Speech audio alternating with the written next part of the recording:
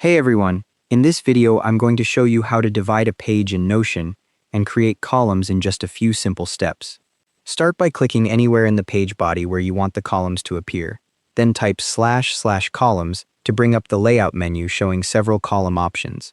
Click on two columns from the menu and Notion instantly splits that section of your page into two side-by-side blocks ready for content. Click inside the left /columns and add your content. For this example, I'm typing marketing tasks as a heading. Now click into the right /columns and add content there. I'm adding design tasks. You can drag content between columns to rearrange your layout. Here I'm moving the marketing tasks block from right to left by clicking and dragging it across.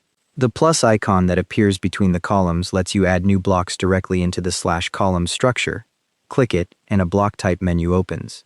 Click outside the menu to close it, and your /columns layout stays in place. You can keep adding more blocks to either /columns by clicking the plus icon or just clicking inside a column and typing.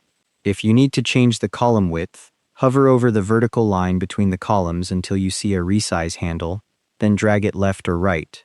To remove the column layout and return to a full width page, hover above the columns until you see the 6-dot handle, click it, and choose Turn into Page. You can also create 3, 4, or 5 columns by typing /column and picking a different layout from the menu, useful for dashboards or comparison layouts.